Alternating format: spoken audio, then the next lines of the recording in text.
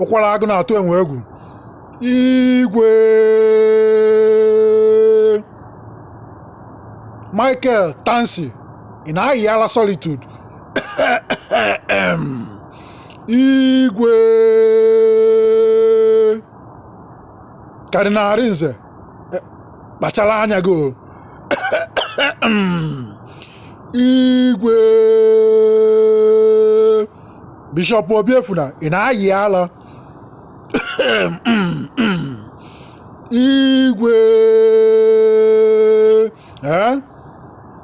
to stand up Ekpeke Ekpeke na-ebu ọbara akwụ Ekpeke shield for protection and moving forward.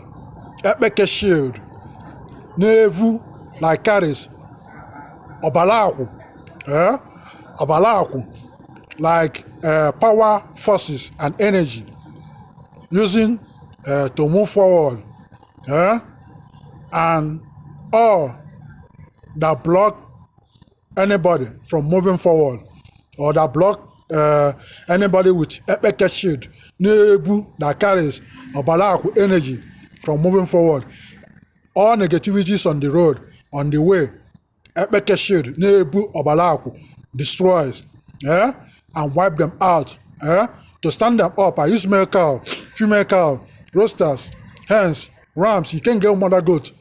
33, 22, 33 kola nut to stand them up on in Nigeria, Africa, Europe, Asia, Middle East, American continent, USA, NATO, Israel, Canada, skyrocket Israel, Canada, skyrocket to sun, moon, all universe, all planets, stars, galaxy, cosmos, solar system, infinity, orbit, base in USA, NATO, science and technologies, and universal worldwide science and technologies.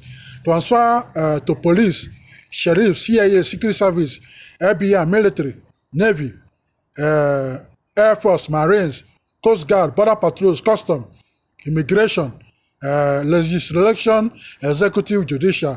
Transfer to White House, USA.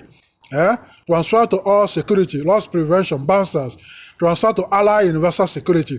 Transfer to all hospitals, psych ward, dental, recuperative cares, Serenity, recuperative care.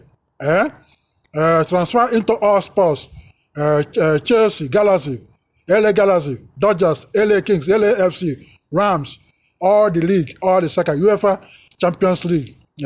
Transfer to all.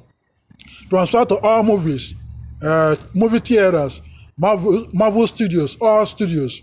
Transfer to all into music industry. Transfer to all Igbos, transfer to all Igbo land, transfer to all. And transfer to myself, Sanko FN, Chief Priest.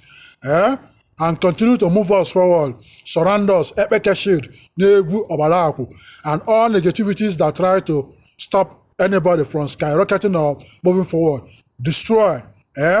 So may it be. He say, it's me, Sanko FN, Chief Priest, Peter, Odira, Nkwuaku, in Los Angeles, California, USA. Chief Priest World, Chief Priest USA, all. Cha, catch up. Igwe.